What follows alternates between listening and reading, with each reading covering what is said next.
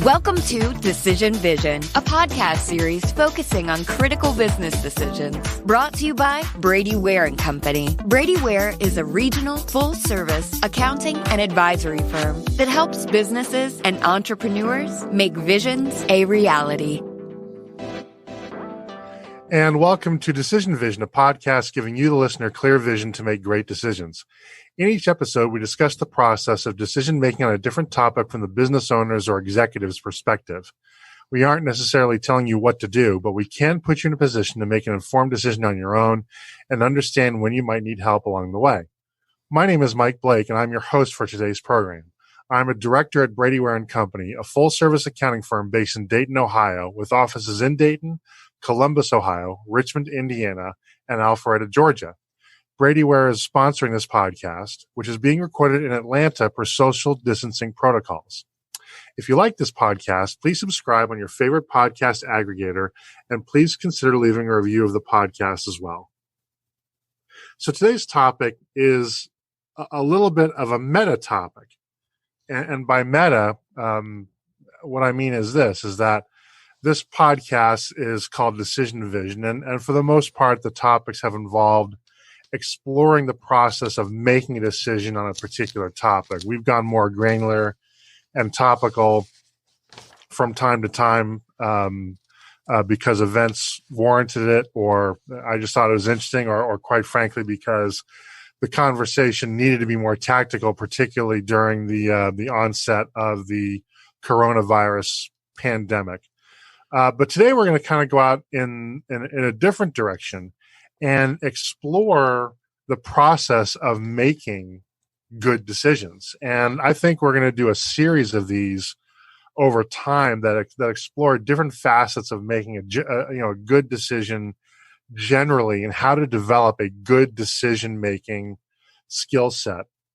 And I was kind of inspired by this, by, of all things, a master class video. And if you spend any time on YouTube, for some reason, Masterclass will throw up a commercial on YouTube. And by the way, those things are fantastic. I watch the commercials, just the commercials. They are so good. But anyway, they had this thing by Garry Kasparov, who was a world chess champion and a dominant player for a very long time. And he has a master class on chess playing. I used to play chess competitively. I don't anymore. I'm too old and I do other things now.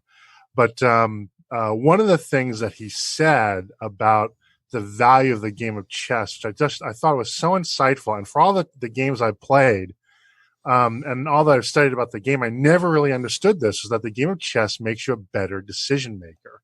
Because the game of chess is about making decisions. It is a process of making decisions and thinking ahead, and not just thinking ahead, but also having to decide, do I move this piece here, this piece there? Do I capture this piece? Do I not capture this piece? And every move is a decision. And I thought, wow, that's really neat and profound. I didn't waste all that time in college and high school playing chess. And so a few weeks ago, I run into this fellow, or he was introduced to me by Brian Filoni, who's our marketing director here at Brady Ware. And he's a specialist on making decisions, and a specialist on making a decision in one particular facet that I find excruciatingly interesting.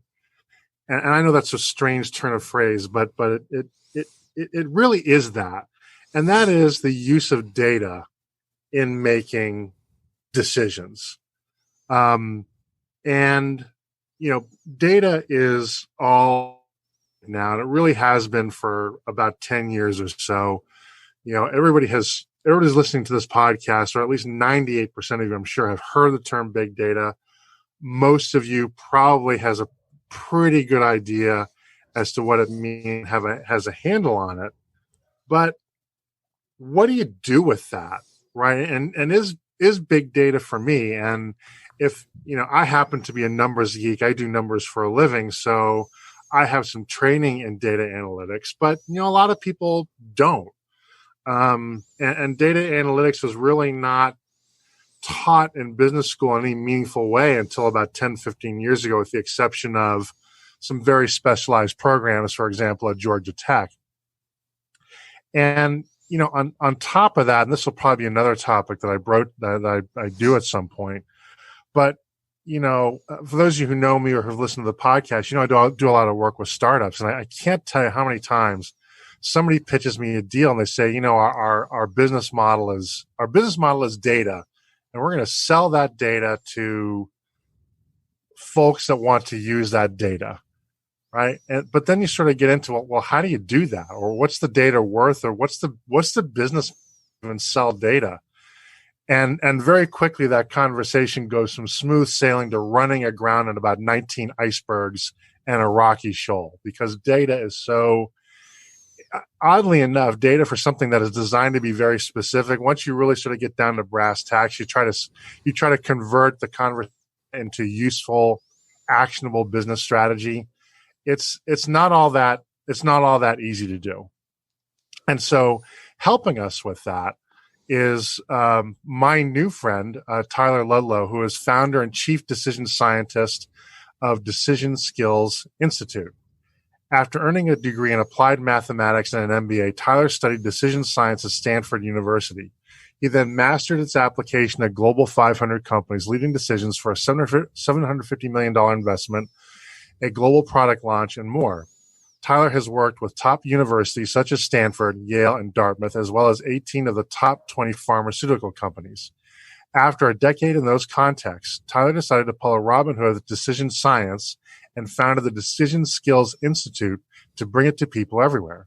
He helps people like you turn your decision burdens into opportunities for growth. Tyler's best decisions were marrying his wife and having their 10 children. That's not a typo. I may have to go into that as well. Talk about a recidivist. Together, they enjoy the outdoors. I'll bet you do. There's no space for anybody. Hiking, backpacking, rafting, ice climbing, etc. Tyler, thanks so much for coming on the program, and welcome. Hey, thank you. I'm glad to be here. 10 children? Yes, I actually had to recently update that description. A couple months ago, it used to be 9, but we have a little 2-month-old. Well, congratulations. Are you guys like the Partridge Family and you just drive around in an old school bus, or what? No, we haven't owned a regular vehicle in a long time, that's for sure. But we love it. We love it. They're great kids. They're awesome. It's a lot of fun. It's a party. So how are things? I mean, do all 10 still live at home? I mean, some must be out of the house by now. Our oldest is 21, and he's interesting life, that kid. He did his senior year of high school. He did a computer full-time programming boot camp, 3-month program thing. So he's had a full-time professional career job as a developer at Geico for 2 years now, and is looking to buy his first house in shortly. So he'll be moving out, and then our 19-year-old will be moving out shortly. But we go down every 2 years or so down to our newest. So we still have a full house at the moment. Well, that's neat. And you now hold the official Decision Vision podcast record for most children. The previous record holder was Tom Brooks, who came on, I think somewhere in the 30s for this show, and he has 8. And I thought that record was going to stand, frankly, for a lot longer than it did. So congratulations. I know that this acknowledgement makes the whole thing worthwhile, I'm sure. Absolutely. Wow. Okay. Well, that could be a separate podcast, but I did promise our audience we would talk about big data decisions. So we will transfer back to that. So Tyler, let's start off. What makes for a good decision? How do you know if a decision that you made is a good decision? That's a great question. I think, that's actually that exact question. Many times when I speak at an event or do a workshop, I will start with that question prompt and use a Q&A response engine where I can record everyone's ideas. And what I find that when most people answer that question, the most common theme is that I got what I wanted, that got good results. It's something about the outcomes, right? Right. But I think it's interesting in the corporate settings where a lot of decisions are made by committee or by group. The number two thing that I see come up is, everyone agrees on it. Everyone's on board or something like that. Which I think most of us can envision that we can make a good decision, and sometimes the best decision isn't, everyone doesn't agree with.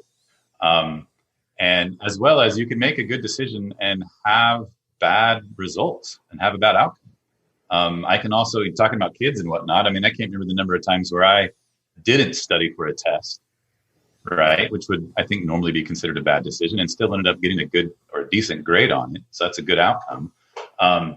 So the key to me in answering this question is first being able to decouple or detangle outcome or decisions and their results or their outcomes, and to realize that when we're talking about what makes a good decision, we want to focus in on making good decisions regardless of the outcomes, recognizing that better outcomes happen more frequently when we make good decisions.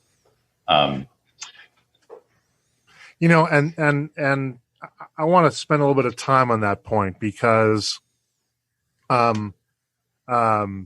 you can, in fact, get a good outcome from a bad decision, can't you?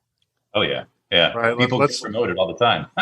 Well, they do. But, take an extreme example. Let's say that, a person decided that for whatever reason, they're going to start using drugs. Right. And in the course of using drugs, they met another user, right, that led to a fantastic professional opportunity, and it made them very wealthy, made them very successful. And maybe that even led to a scenario in which they went into rehab and got off the drugs, right? But you'd never tell somebody to go start using drugs, because that's the path to success. Right. And I think one of the things that makes one of the things that makes a decision good versus bad is separating kind of process from luck. Right? When you make a decision, the goal, I think, is to control as much of the outcome as possible, right? Did you control, and how much did you sort of stack the deck in your favor, as opposed to whether or not there is actually a good outcome? Yeah, there's a lot about, I love the way you kind of separate out process. There's the process that you use to make the decision. And then there's sort of the moment that you decide. And then there's all the other implementation, so to speak, putting it into action that happens down the road. And we can do all sorts of things to influence the outcome or mitigate certain risks or whatnot that help better results to show up more frequently. Usually we can't guarantee it. That's what makes life so interesting and exciting and fun. That's what makes it all that variety. It also is what brings us all the stress and the worry so much about these things in the future.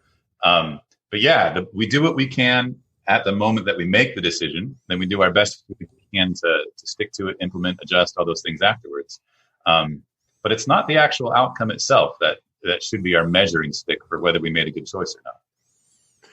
Now, could the definition be modified? Maybe if you have a process that's leading to lots of good outcomes, right? Maybe that's a way to kind of think about it, is if you have a good decision process over time, you should have better outcomes than the person that has the poorer decision process. Right. And then that gets into basic statistical analysis, right? That over time, as your sample size gets greater, your expected outcomes should start to match your actual outcomes from your sample size. Yeah, absolutely. On the nose. That's what I tend to use the phrase, better outcomes more frequently. Yeah. You're never guaranteed on one to be better off, but you're right. As you make more over time, you should be better off. Yes, absolutely. So, you're approaching decision making from a data perspective, which I love. I wish people that did what I do for a living would approach things from a more rigorous data perspective as well. But again, that's another podcast. Everything is about big data and artificial intelligence now, and we sort of have this healthy sprinkling of blockchain as well somewhere in there. why aren't we just turning everything over to robots and websites at this point to make our decisions? That's a good question, because we probably should be turning more and more. We're learning that we can be turning more and more over. But so why do we not just turn it all over? I think there's a few reasons. One, so like, for example, I was just last week, I attended a virtual conference. And at that, it was on decision making. And at that conference, there was a session on the merging or the integration of data science and decision science. And one of the presenters was this gentleman who's a data scientist. And he had sort of a framework, a model that some pictures, graphics that he was showing. And it was really intriguing because he showed how, from a data science perspective, one of the features that the big data provides is identifying problems or opportunities, right? I mean, it's seeing the patterns that we as humans our brains can't handle all that, right? And those are, I think, potential opportunities, because I think the key, like when we talk about the decision-making process in general, I think the place that most of us go wrong is that most folks will see decision-making as, I go collect some data, I analyze it, and make a decision. And where that, cynically can go wrong is that you get the right answer to the wrong problem. That you're not really tackling, that you're not framing, taking some time to sort of frame that decision. What is this? What's my main objectives? What's most important to me? Just kind of early insight on all that kind of stuff. And I think that is one of the opportunities to blend data, whether you call it data science or big data or whatever, but data with decision making is one, identifying the opportunities, right? Sometimes we don't see those. I think big machine learning AI can bring up opportunities. So I think that's one way that it can help in that mix to make, classic definition of being able to decide. Even the root of the word to decide comes from, or decision. You can hear in it sort of the root of the word scissors.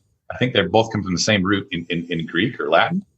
And so it's about cutting off all options except one that then you move forward with. And that's what a decision is. To select that best alternative, the measuring stick is what we care about. It's the value criteria that are important to us. And AI can't tell us that. We have to get clear on what we want.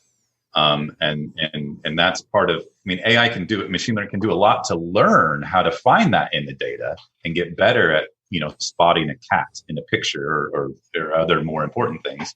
But to be clear about what's important in the beginning and what we're driving after, let alone then to take these opportunities and then say, yes, this is one that we want to move after and frame that decision. I think that's where the humans are needed.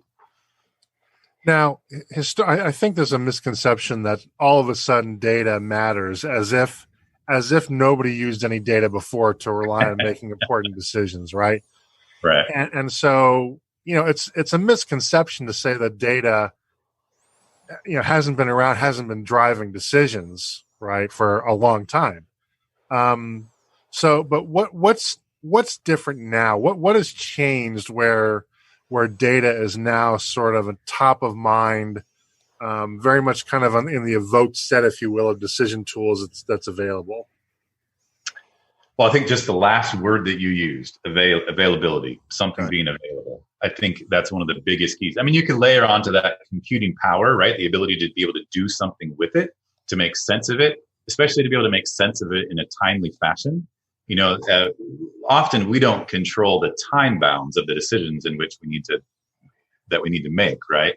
I can think, we've done a lot over the years with stochastic simulation or Monte Carlo simulation, being able to use a computer to do that. Like, the theory and the thought of how that would be valuable existed before the computing power.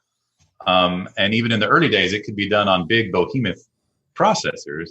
But to be able to put that at people's fingertips, I've worked on projects where it was, all of that rocket science, so to speak, gets embedded under the hood, and the decision makers, they're not even going to an expert anymore to work with it. It's just happening at their fingertips. They're getting almost instantaneous, looks at distributions of potential future outcomes and then being able to make their decision about whether to go forward or not. So I think the availability of the data, like as you asked your question, I was thinking how, a company that I used to work at, pharma company, we would every drug that we had, every molecule that we had for every potential disease that it might be efficacious in, we would do an assessment of the likelihood of it being able to clear each of its clinical study hurdles on its way to potentially being approved. And so it's an assessment about the future. And historical data in the past might be informative, but there's a lot of subjective information about, current science and regulatory stuff and all sorts of things that we're looking towards the future. As one reason why we relied so much on subjective assessment in that process is because that there wasn't available data to be able to aggregate. That's happening. That's changing in more and more places where you get the data available, and then you have the computational power to make sense of it in a time frame that's useful for the decision maker. I think those are some of the big keys. Those Monte Carlo tools are now, so powerful, and I found them with my clients to be so eye-opening. Yeah. I'm fortunate. I kind of made a commitment to learn that kind of modeling a long time ago. And in addition to having it sort of generate referrals from my competitors who aren't really very comfortable with doing that, when you are able to show a client not a static outcome like a forecast, for example, or 3 or 4 forecasts based on, best case scenario, worst case, middle case scenario, which just that stuff drives me crazy. But instead, you're able to, with Monte Carlo, you're able to show people the full range of potential outcomes and literally show an image that paints a picture of the distribution to show kind of that trade-off between likelihood of outcome and extreme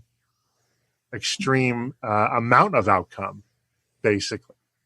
And at first, my clients thought it was witchcraft, but once I sort of explained to them that no, it's not witchcraft, but it is different.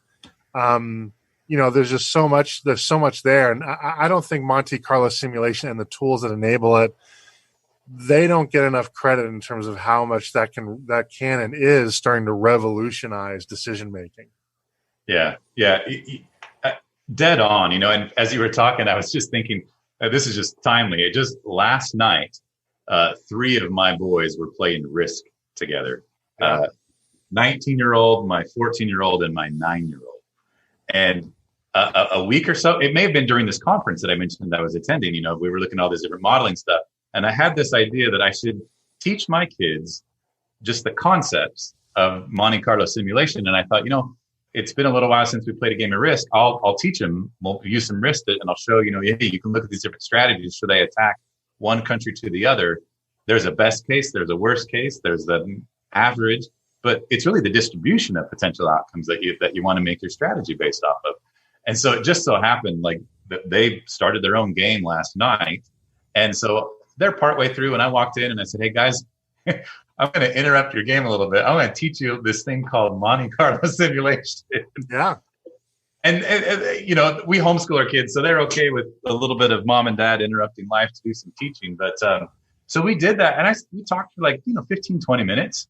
I just gave them the concepts. I showed them a Google Sheets engine that was a very light Monte Carlo engine, and they all got it. In fact, my 9-year-old was the most excited about it because he usually gets pounced on by his older brothers when he plays. But he was like, I can have this little magic crystal ball type spreadsheet that can give me an idea of how successful I might be. That's really cool, Dad. So it went better than I thought it would, but it made me think, kind of like your last comments, as we keep moving forward, and people become more fluent in these sorts of techniques and data and in the use of it, even if they're not the data scientists, just the usage of it. I think it will dramatically inform and increase the quality of our decision making. So what is it that makes data big? How did data go from being data to big data? Good question. Well, certainly there's back to maybe a little bit of this availability piece and the ubiquitousness of that availability. a lot of it having to do with databases becoming more proliferated in all different areas of our business. Things being more trackable so that they leave behind a database trail. And then the ability to share that data between systems. I mean, even just the analysis that we're talking about doing, even if that analysis was possible, processor-wise, and the data existed to do it with, you still have to then get the data into the system that's going to do the analysis. And, whether that's an engine like Excel or add-ons into it, or it's a, bespoke piece of software, the interoperability. So the availability, the ubiquitousness of that, and then the interoperability of that, sharing of that data to get it to the point where it's closer to that point in time where the decision is being made or being looked into. To me, those are some of the key things that had it go from data to big data. I think one of the big challenges is how do you make big sense from big data? Now we're swimming in this stuff. Yep. And how do you then use that in a timely fashion to actually make sense of it, where it's not a black box, where you understand the story that's being told and you could communicate to somebody else, this is why we're doing it this way, as opposed to just, hey, this machine told me, I don't know why, type thing. So, can every business benefit from using data to drive decisions, or maybe using it more than they already do?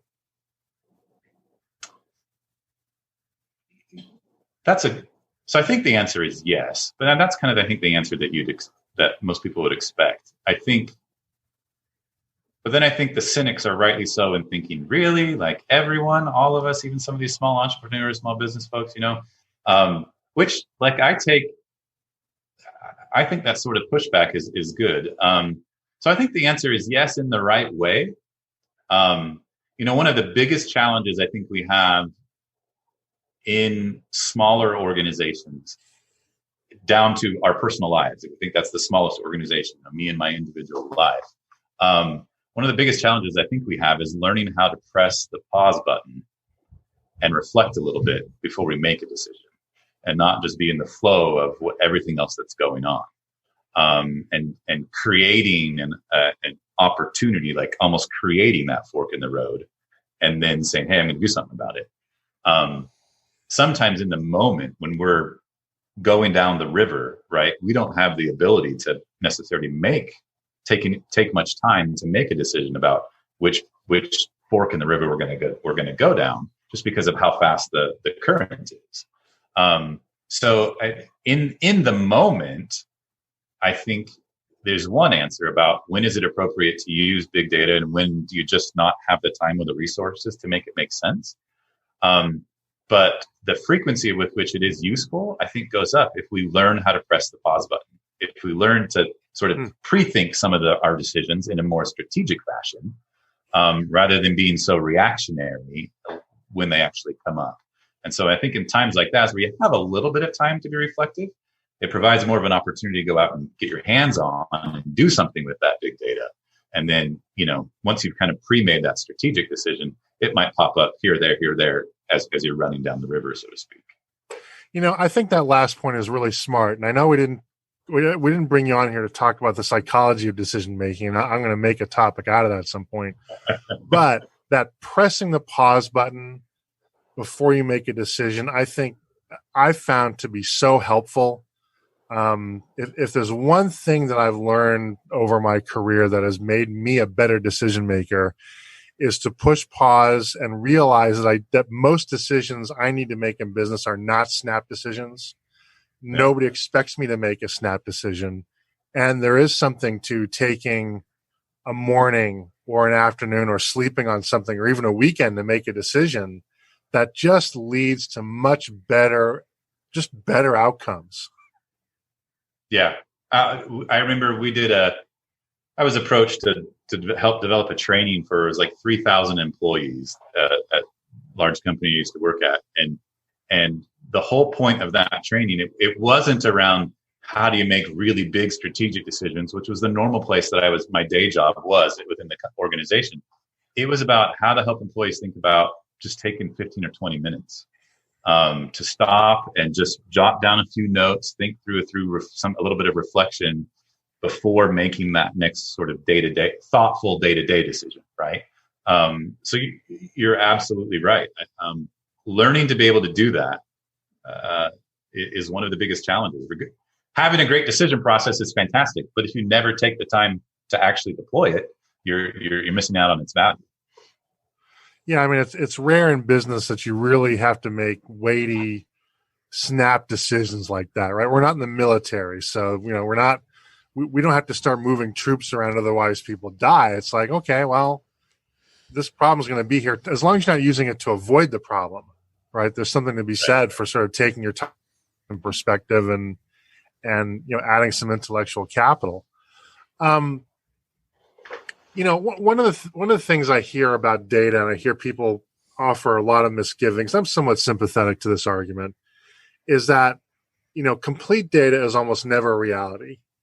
And can you fall into a trap of striving to collect that last bit of information that you just never actually make a decision, right? And then, what's that inflection point? Can you talk through like what that inflection point kind of looks like or even feels like, where you just need to say, okay, I've got enough. I'm never going to get a sure thing, but in terms of kind of cost benefit, this is as much as I'm going to get. How do you figure that out? So yeah, great question. And I think so. My answer to it, I'll come at it from essentially just building on the previous little discussion point that we had about pressing the pause button, or the language that we use is to declare a decision. So when you declare that decision, there's some time that you take to say, am I thinking of what's my overall objective here? What am I trying to achieve? What are the alternatives I have on the table? One of the biggest mistakes that people make is that they'll frame up decisions as being, do I do this? Yes or no? Should I do X or Y? Rather than being able to go sort of a step above that and say, how do I frame this question so I can look at a myriad of alternatives? One of the other mistakes that folks make is that there's a sort of some descriptive titles here. People tend to be alternative focused in their decision making rather than value focused.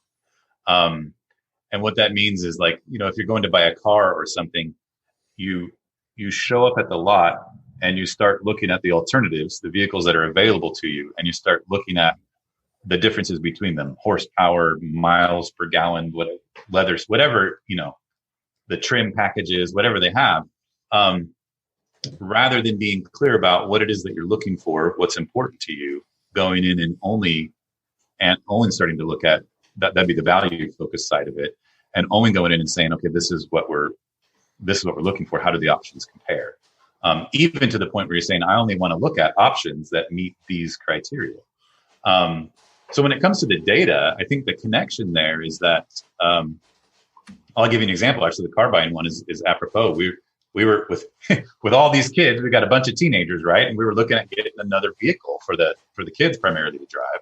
So I'm looking at getting a used vehicle, and I'm trying to think, well, what is it that we're looking at? If I open the Auto Trader app, there's a couple 100,000 vehicles. So I specify in, hey, it needs to be under 150,000 miles, needs to be $7,000 or less, needs to have, 4 or 5 criteria. And from that, we ended up with 14 cars that were nearby. And so that was really easy then to start sifting through. And I'm not distracted by all of the other pieces of information about these vehicles. I've been thoughtful and say, for us, it's the kids driving. So it's miles per gallon because we want them to get good places. We might use it on long trips. So we were looking for leather seats for comfort. And I didn't want it to break. I wanted it to be cheaper, but not start breaking down next month. So some limit on the number of miles. And everything else beyond that was like not all that important.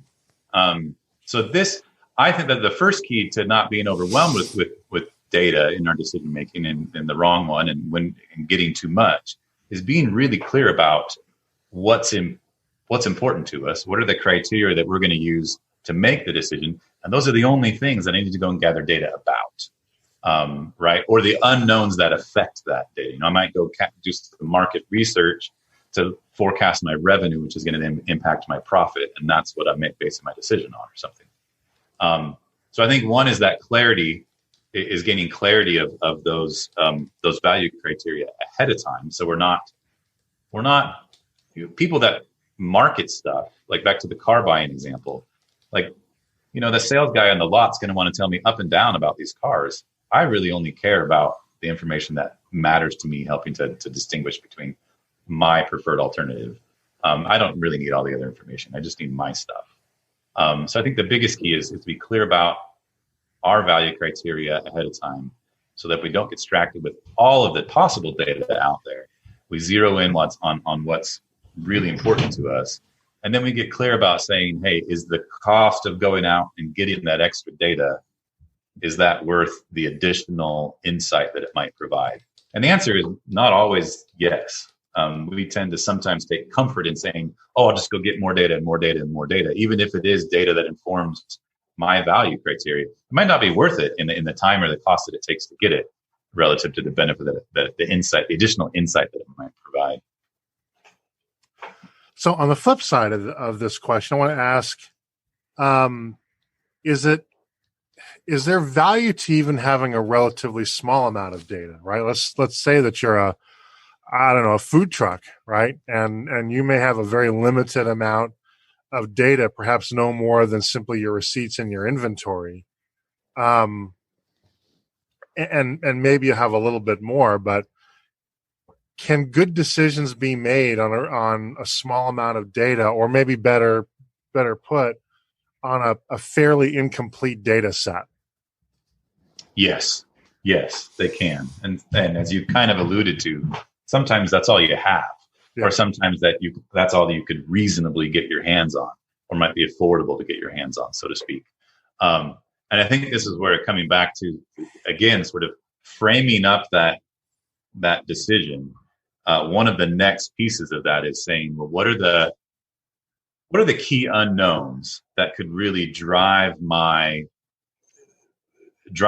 outcome scenarios to be really good or really bad? Like we talked about, these Monte Carlo simulations that provide a range of potential outcomes. So what are the factors that really are key to that? So I'll give you an example. Years ago, I used to work for a company that did a lot of home personal care and food products. And so some of those would be manufactured in big warehouses. So we might have a huge product launch. I remember working on a product launch of a new laundry crystal. So it was something, it wasn't sort of the laundry powder, nor was it the liquid. It was these crystal things. They were new. They were looking at launching this, and it required a new manufacturing line. So that huge capital expenditure was in the hundreds of millions of dollars. And as you looked at the overall revenue for the project, like, that was impactful, but it actually had because that was very controlled, we knew a lot about it. It had a very small range of uncertainty around it, whereas the range of uncertainty around our market share was much more uncertain. And so for us to go out and get that data was even a small bit would be super helpful, whereas the data on the CapEx side, didn't provide sort of the benefit, or as much benefit. So having a clear idea of what are the key factors that could really swing my outcomes in one direction or the other. Again, that's important to know beforehand. And then if you have one of those key factors that you have even just a little insight on, a little data can go a long way. I mean, if you know nothing about something happening or not, you essentially have a 50-50 chance. But if you just get a little data that helps you to know, hey, it's more 60-40 than 50-50, the relative value of that uncertainty, you've just shrunk that uncertainty by, the 20% in essence. So that can be, that relative value of that little piece of information can be super valuable. So one of the things I'm sure our listeners are concerned about and have asked before is, look, this sounds great, but I don't have Tyler's massive education in data analytics. I don't even have Blake's sort of back of the envelope iPhone calculator level of data analytics. Do you need to be a statistician or have one on your staff sort of full time in order to use big data? No. I mean, yes, this goes back to the question of should every company use it, right? Right. If you can pick and deploy the time, there'll be times where you want to invest more heavily in it and times where you invest less heavily. And this goes back a little bit to being able to press the pause button and insert maybe some strategic decisions, right? Right. So when the time is right, you might buy into it a little bit more than not. But the basic process of being able to, of recognizing how to plug data in, how it can create value, give you insight in particular about unknowns into the future, that sort of process in principle can always be applied. One of the things that we teach in our workshops is how to use something that we call archetypes, decision archetypes, which is a way to say there's these simple patterns that show up over and over again in decision making that hinge on these uncertainties.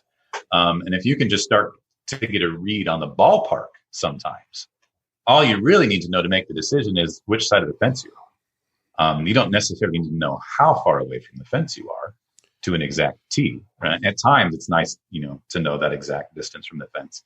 But as long as I know which side of the fence I'm sitting on, then I know how to decide and how to move forward. And so sometimes like we were talking, just a little bit of data or a little bit of if you're going back to your question was about, hey, do I need all of the analytical chops? No.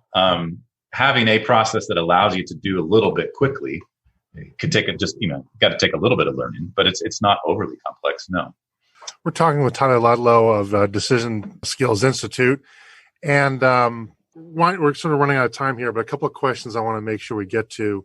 One is, if I'm a small company, I have limited resources. What are some tips to maybe at least amp up my data access or collecting game? Right? Are there some easy things maybe a lot of companies could be doing that are not, in order just to maybe capture more data they already have or access data maybe they don't know exists that doesn't completely upend their entire cost structure? It's a good question. I'm going to answer it in a slightly, I hope this doesn't feel too dodging the question to your listeners. I'm going to say first, I think the key is to be thoughtful about the decisions that you currently make. The bigger ones, the ones that you're already taking some time and thought for. And to take the time to say what bits of data or information, if we knew better, might really impact our ability to make that decision in a more quality manner. So before you start, this goes back to maybe sort of the alternative focus versus value focus bit. Before you start just collecting data because that's the style and the fad, I think having clarity about what data would be most meaningful is probably the first thing. And then you can set some very simple strategies to start with of being able to either collect or get your hands on that specific data at the right time.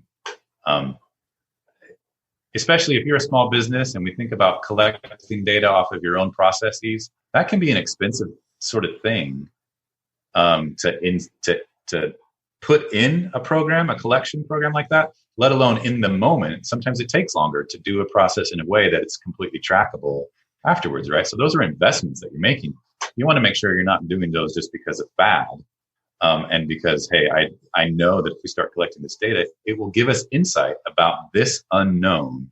And that can really drive our insight into potential outcomes in the future and which way we might go on things going forward. So that would be my it's a bit dodging the answer, but I would start with the bits of information that would be most useful.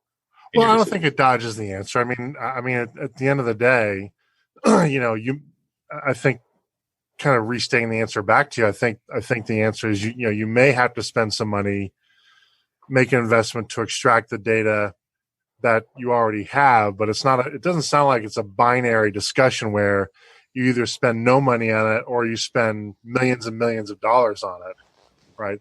You can sort of snipe this and decide what data is the most important, and it could be for some companies. You tell me if I'm wrong. Some companies, just one data point or one data set makes all the difference. Yeah. Right? And that's the leverage part you talked about.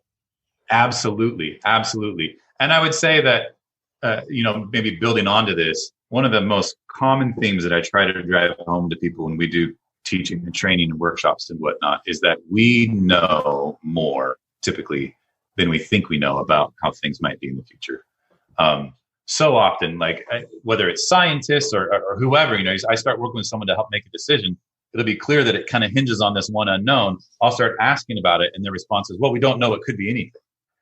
Well, that's true. What would be the height of the next person to walk through the door? Well, it could be anywhere, but you know what? I know it's probably going to be less than 7 feet tall and more than 4 feet tall, and I can probably start going in narrow down there. And we tend to know more than we allow ourselves in that first pass to think we know about something. And oftentimes, just starting to put some reasonable boundaries on things, we realize we can get it into a space where we can then start deriving some insights about what we do, rather than just saying, well, it could be anything. We don't know until we, bought some market research or, whatever it might be. So a lot of times we've got some of that insight just in our minds in our heads because of our expertise and our experience.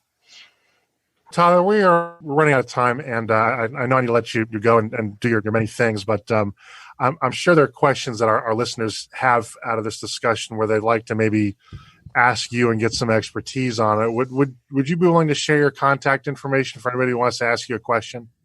Absolutely. If you want to follow up with me directly, it's my email is just Tyler, Tyler, at decisionskillsinstitute.com. Well, great. That's going to wrap it up for today's program. And I'd like to thank Tyler Ludlow of the Decision Skills Institute so much for joining us and sharing his expertise with us. We'll be exploring a new topic each week, so please tune in so that when you're faced with your next decision, you have clear vision when making it. If you enjoy these podcasts, please consider leaving a review with your favorite podcast aggregator. It helps people find us so that we can help them. Once again, this is Mike Blake. Our sponsor is Brady Ware & Company, and this has been the Decision Vision Podcast.